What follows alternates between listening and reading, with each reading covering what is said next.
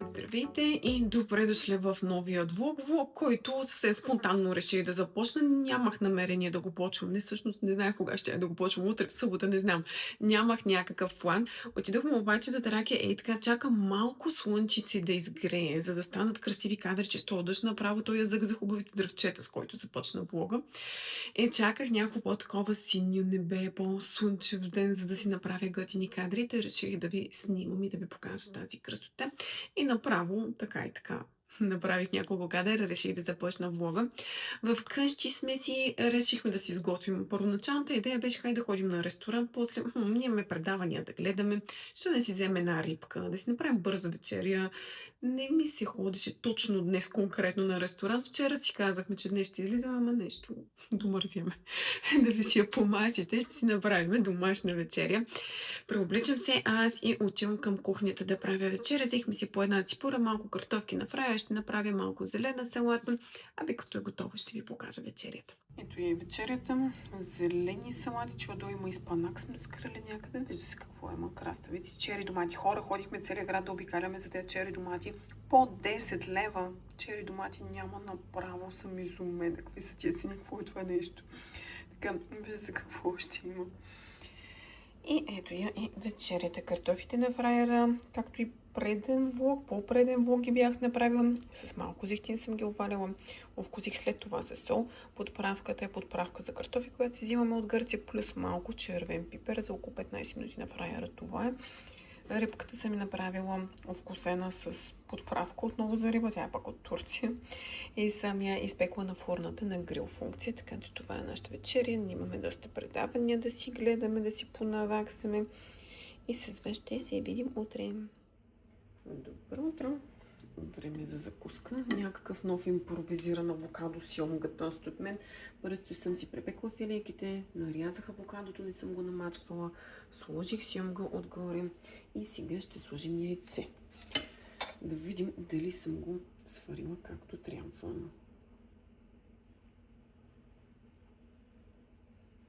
Не съм го сварила както трябва.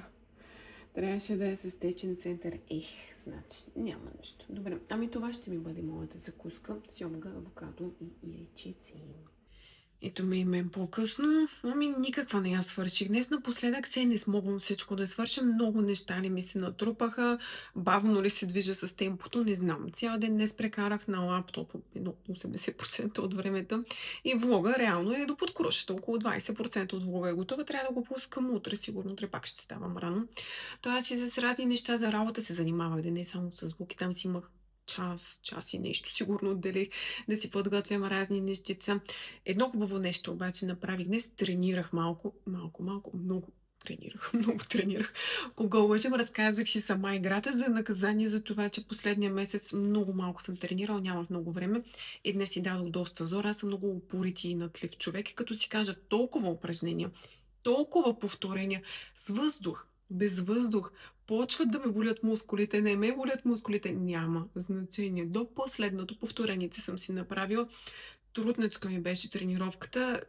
Сложих така малко по-висока летва. Всичко си изпълних. Да видим утре кой ще слиза по стълбите обаче. Тренирах основно за долна част на тялото и за ръце и за гръб. Така това с мен. Не само с това съм успяла да се справя. Отивам сега на работа с вас. Може би ще се видим вече направо след работа и трябва да готвя някой полсти на всичкото отгоре, защото вчера рибката, само по една рибка и малко картофи, то свърши вечерята. Няма какво да се хапва и днес. И така, с моя живот напоследък. Хайде на работа и с вас ще се видим по-късно. Наработих се, време е за вечеря отново. Салата да си е същата. С тази разлика, че основно е от спанака, не от маруля. И вечерята реших да е нещо, което не отнема кой знае колко време, не е кой знае каква занимавка, бърза и лесна паста. Лингуини съм сварила в случая.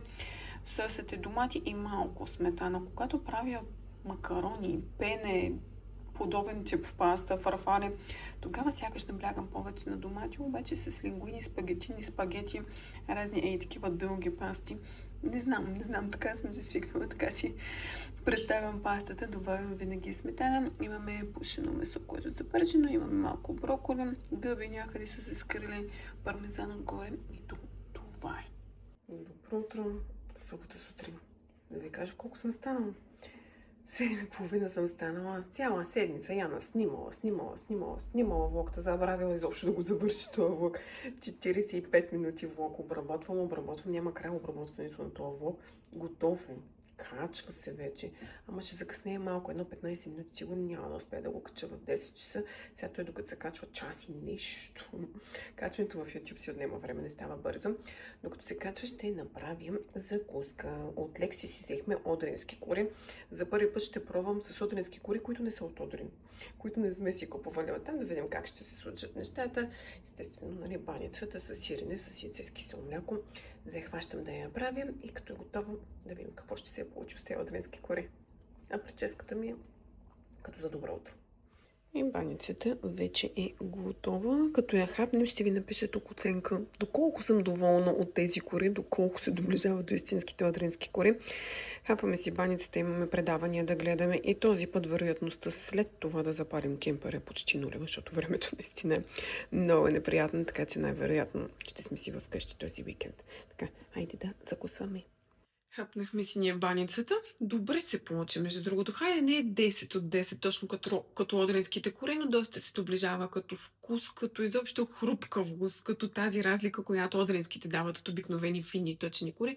Добре се получи, може би пак ще пробвам с такива кори.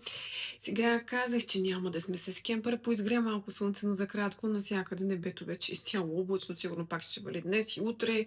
Направо страшна пролет. Отиваме ни из града да си вършим някакви задачки, то по-скоро Влади да върши някакви задачки, някакъв кратък пазар, да направим нещо такова.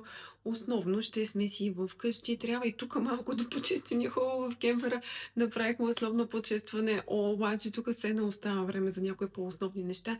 Та може би с това ще си запълним деня напред-назад из Пловдив и тук малко да перални, прахосмокачки, такива неща. Днес съм малко в по-розовите нюанси, въпреки че грима ми е по-скоро бронзов, ама тръгнах да го правя така, преди да дърши какво ще облека. Тук сме с бяло, тук с бели обица, балсамче за устнина, катрес, понето да отива на розовата блъска. И тръгваме навън да си вършим нещата. Това ще си видим по някое време, доста по-късно, ако има нещо по-различно и по-интересно, ще се включим.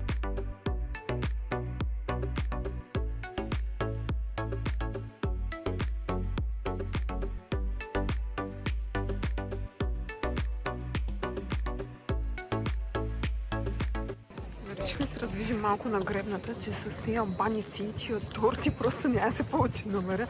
Изгря слънце, хора, слънце изгря. Се раздвижи малко. Виждаш ли, се хваща ти пък шапката, защото Шапката, много студено. духа ми, духа. Та ще направим една обиколка, може би се видим колко ще направим. Елано сам си навела леят. Докато се скрие слънцето, ще се разходим, после се прибираме. Ядене си имаме, така че за никъде не бързаме.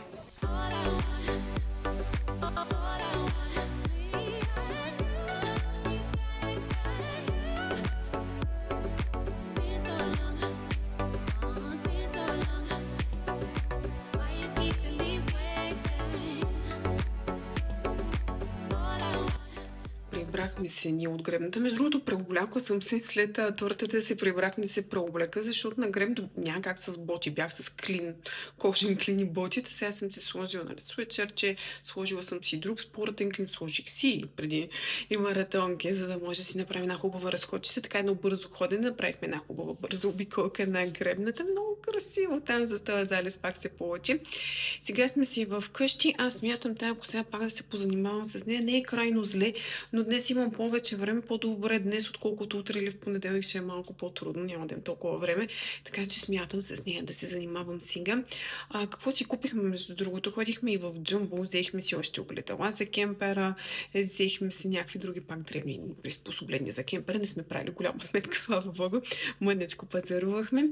Сега вкъщи имаме си пак паста, не знам всъщност дали ще се включа, защото имаме си паста. Марули купихме много хубави марули от Кичука. от пазара в Кичука, там дето е Kaufland и Lidl, хората, които са от Пловдив, може би го знаете. Там винаги има сякаш най-добри цени на зеленчуците, хубави, големи, едри марули за 80 цента. В Лекси и на разни други пазарчета са по 1 евро и са 3 пъти по-малки. Така че много хубав пазар на зеленчуци си направихме. Сега захващам с тази огромна грива, половин час с крепен, половин един час с маски, един час стилизиране, един час сушене и в полунощ ще бъда готова. Хайде! Добро утро! Сутринта ми започва с кафенци, всъщност тренировка и после с кафенци и олета, които вчера май не ви показах от Lidl са 2 букета. За това Влади ми ги подари. Видяхме, че други жени излизат от там с олета и затова хайде в Lidl за олета. Много са готини, пъстри, свежи, имаме различни цветове. Супер готини са. Сега днешния ден остава най-вероятно вкъщи. Може изобщо даже да не излизаме. Ще видим, планираме основно да си почистваме и подреждаме, че то вчера не се случиха нещата. Време е за вечеря. Тия всички продукти. Днес съм изцяло домакиня. Сега ще почнем втората пералня. Чистене, готвене, перални. Ще правим запеканка с абсолютно всичките продукти. Може би ще сложа, ще ги направя напълно еднакви. Виждаме какво има. Пилешкото няма да го подправям. Ще си остане сурово. Картофите са почти до готовност. Сега ще видим точно колко сметана ще влезе. Ще се опитам да е минимално малко, но поне соева сметана не е толкова калорична. 2 вида сир, всъщност и 3, ако броиме и чедър. Чедъра може би ще го сложа най-отгоре. Тези сирена ще ги размеси с основните неща. Гъби ще сложа и тук имаме и кисели краставички. Ще подправя с сол и може би малко мащерка ли, де да знам. Има доста силно изразени вкусовоци, но сирене може да остана само с малко сол. Запечем ги в ето тези. Имам 3 такива, слагам ги във фурната и това ще бъде нашата вечеря. Хайде да ви ги покажа преди и след. Най-отдолу има масло и картофи, отгоре също има малко картофи и другите неща, които ви показах са по средата. Чедър е само отгоре, слагам ги в фурната на 220 градуса. И то ще проличи кога са готови, 20-30 минути може би, то само пилешкото е сурово, ама ще стане бързо. Ами, вечерята е готова. Още даже гореща. И сега тъкмо е извадено от фурната.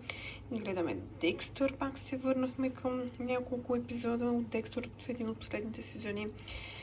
И ще си лягаме. После ще се видим с вас направо утре. Ето ми понеделник. Сега много хора няма да се съгласят с мен със сигурност, но аз обичам понеделниците. Едни от любимите меню от седмицата са, особено напоследък, след като работя до 5:30, малко ми по-лекна графика и съобщо не го намирам за тежък понеделника.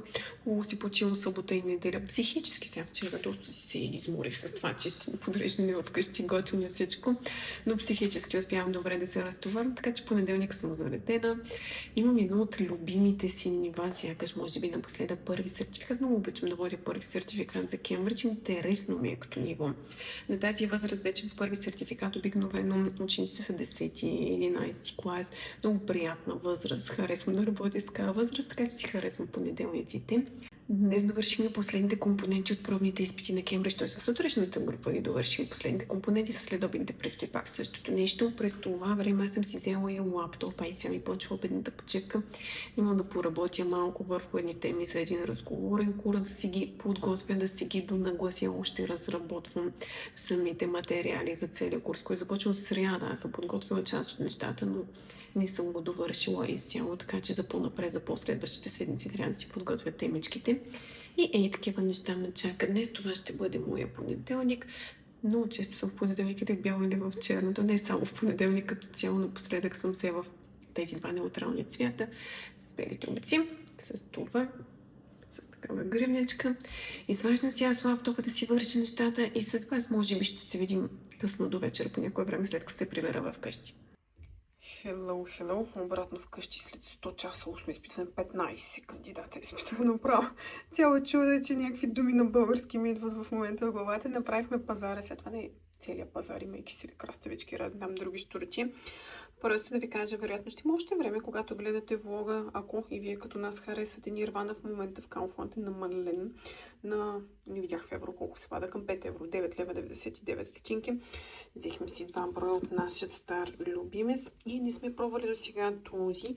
Сега в момента ще си хапнем от него, преди да преди да... О, я на думите. Да, докато не се е размразил, ще си хапнем от него, ще го пробваме и вечерта се отдаваме на същата вечеря, като снощи, на Декстър и на капките. Гледаме Декстър Resurrection, Възкресението Рем. Нещо такова, мисля, че беше българския превод. Много интересен сезон. Много ни харесва. Този, който е нова кръв, предишния, не ни харесва толкова, обаче Resurrection е много интересен. Та така, хайде. Може би няма да се чуем и да се видим повече, че имам нужда от психическа почивка. Хайде до утре. Добро утро! Сряда, не вторник, отивам аз на педикюр. Вчера не смогнах да се включа, снимах някои нищица през вчерашния ден. Хайде после в почивката ще се включа, хайде след работа ще се включа, хайде като се прибера ще се включа и така и нещо не остана време. Прибрахме се късничко вчера, бяхме гладни и директно хапнахме. Не ми се говореше, бях много гладна. Вчера как мина деня най-общо, във вторник вече да не го наричам традиция, защото е за трети път, но вече трети пореден вторник с Влади в обедната почивка ходим да обядваме заедно. Отидохме пак в Рая, там ни е близко, удобно. По-скоро на ми е по-близко, ама той с колата, какво му пречи. Удобно е като цяло. Ходим да хапнем там, храната е вкусна, на прилични цени, бързо обслужване, така че обядвахме там.